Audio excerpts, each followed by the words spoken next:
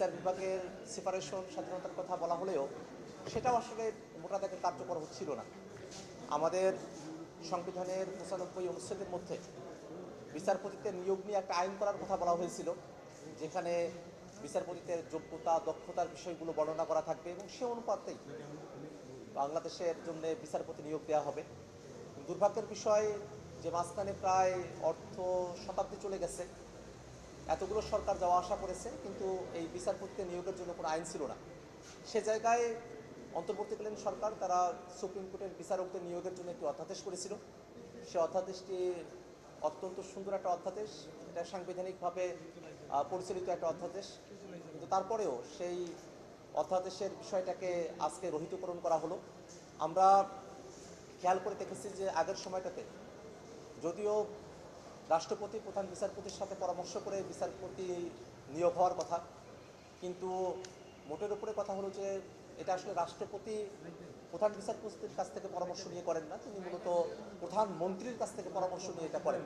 অর্থাৎ এটা আসলে যে রাজনৈতিক সরকার থাকে, একজন ব্যক্তি বা একটা দল, তাদের হাত ধরেই আসলে বাংলাদেশের বিচারপতিরা তারা নিয়োগ পেয়ে থাকেন আর কি।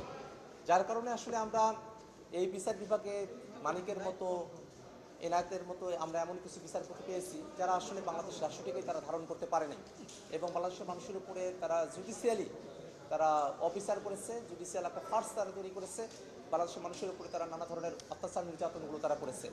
এই জায়গাটাতে পরিবর্তনের জন্য আজকে বিচারপতি নিয়োগের জন্য যে অধ্যাদেশ সেটাকে গ্রহীত করার ব্যাপারে বিএনপির তরফ থেকে, সরকার দলের তরফ থেকে যে প্রস্তাবনা, সেটাকে আমরা বিরোধী দলের পক্ষ থেকে আমরা না করেছিলাম, নোট অফ ডিসেন্ট দিয়েছিলাম, আপত্তি জানিয়েছিলাম।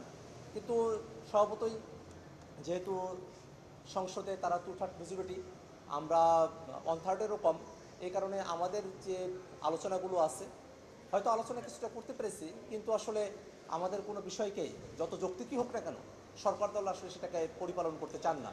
শুধু তাই নয়, মানবাধিকার কমিশনকে আরও স্ট্রেনথেন করার জন্য যে অধ্যাদেশটি নিয়ে আসা হয়েছিল সেটাকেও আজকে বাতিল করে ফেলা হলো। সুপ্রিম কোর্ট সচিবালয় যেটা কার্যত ফাংশনাল রয়েছে এখন, কিন্তু সেটাকেও আজকে আইন করে সেটাকে রহিতকরণ করা হলো। আবার সবথেকে বড় যে বিষয়টা আপনারা খেয়াল করে দেখবেন, স্থানীয় সরকার জন্য যে আইনটা আছে সেই আইনের মধ্যে অন্তর্বর্তীকালীন সরকারের সময়টাতে বিশেষ পরিস্থিতিতে তাদেরকে অপসারণ করার একটা বিধান যুক্ত করে একটা আইন করা হয়। আপনারা এটা জানেন যে 24শে আগস্টের পরে বাংলাদেশে সেই সময়টাতে স্থানীয় সরকার প্রশাসনেও যারা ছিলেন তাদের বেশিরভাগই ছিলেন সেই সময়টাতে একতরফা নির্বাচনে আওয়ামী লীগের ভোট ডাকাতের নির্বাচনে জয়ী হয়ে আসা, ভোট ডাকাতি করে আসা তারা প্রতিনিধিরা ছিলেন, তারা জনপ্রতিনিধি আসলে ছিলেন না। তো সেই সময়ের একটা প্রেক্ষাপটে অন্তর্বর্তীকালীন সরকার যে আইনটা পাশ করেছিল, সেই আইনটাকে, যেটা একটা বিশেষ পরিস্থিতির জন্য আইন, সেটাকে একটা স্বাভাবিক পরিস্থিতিতে এসে বিএনপি অধ্যাদেশটাকে আজকে তারা বলবৎকরণ করার দিকে তারা অগ্রসর হয়েছে, আইন করার দিকে অগ্রসর হয়েছে। এই পুরো সিনারিওতে একটা জিনিস ধরা পড়ে যে যে আইনগুলো সরকারের ক্ষমতাকে বৃদ্ধি করতে পারে সেই আইনগুলোকে তারা আইনে পরিণত করছেন, আর যেই অধ্যাদেশগুলো সরকারের যে ক্ষমতা আছে সেখানে জবাবদিহিতা নিশ্চিত করতে পারে সেই অধ্যাদেশগুলোকে তারা যে কোনোভাবেই হোক তারা সেটাকে বাতিল করে দিচ্ছেন। এই যে দ্বিমুখী অবস্থান, সেটা আমাদের জাতির জন্য কখনো এটা ভালো একটা ব্যাপার হতে পারে না। আমরা মনে করি যে জনগণের যে বক্তব্য সেটা আমরা সংসদে উপস্থাপন করতে পেরেছি, সরকার দলের এটা বোঝা উচিত ছিল। এটা কোনো দলের কোনো বিষয় নয় এবং এটা কোনো দল যে চিরকাল ক্ষমতায় থাকবে ব্যাপারটা এরকম নয়।